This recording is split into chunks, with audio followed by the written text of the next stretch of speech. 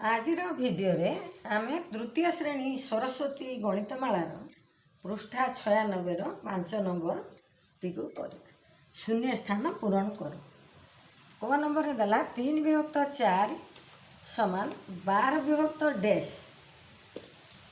3 विभक्त 4 एटी क नंबर करवा। क नंबर 3 विभक्त 4 समान कौन कला ना 12 विभक्त आमको डैश देला। ताले आमे कौन करवा ना एठी लब देला 3 एठी लब देछि 12 3 रे केते गुणिले आमे 12 पाइबा। कौन करवा ना 3 रे को संख्या को गुणिले आमे 12 पाइबा।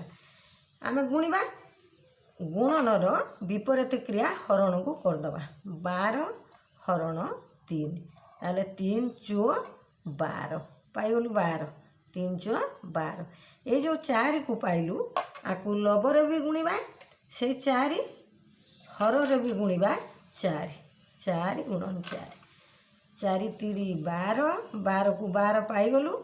वर्तमान शून्य स्थान पाई 4 चो 16 है 12 विभक्त 16 एटी आमे शून्य स्थान रे केते लिखिबा ना एटी लिखिबा 16 है ना। पुनी ख नंबर से भली देछि ख नंबर टी करबा। ख नंबर रे देला 5 विभक्त 6 ख नंबर रे देला 5 विभक्त 6 लबरे देला कौन ना डैश लब डैश डैश विभक्त 18 डैश विभक्त आमको कौन देला ना 18 ताले कौन करवा 6 रे केते गुणिले आमे 18 आनिबा हैला। ताले 18 को आमे कौन करवा ना हरि दबा 6 रे 6 3 18 है 6 3 18 ताने पाइलु को संख्या 3 ताले ताकू कौन करवा लबरे भी से 3 को गुणी दबा हर रे मध्य से 3 को गुणी दबा।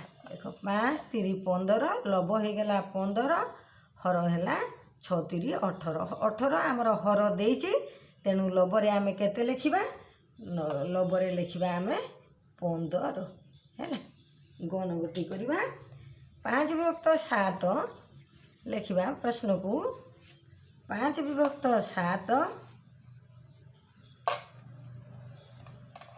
5 विभक्त 7 समान एठी हमको मागिला से लब डैश विभक्त 28। देखो 7 रे आमे केते गुणिले से भली करबा 7 रे केते गुणिले 28 पाइबा ताले उल्टा क्रिया करबा 28 हरण 7 7 चो 28 पाइलु जो 4 ता कौन करबा ना लबरे भी गुणिबा 4 हर रे गुणिबा 4 5 गुणन 4 7 गुणन 4 ताले 5 चो केते 20 हर तो देछि 28 ताले 7 चो 28 पाइगलु आम प्रणाली ठीक अच्छी कारण आम 28 को 28 पाई सारूनी ताले वर्तमान लबरे केते लिखिबा ए जो 20 बाहरिला 20 को 20 लबरे लिखिबा हैला।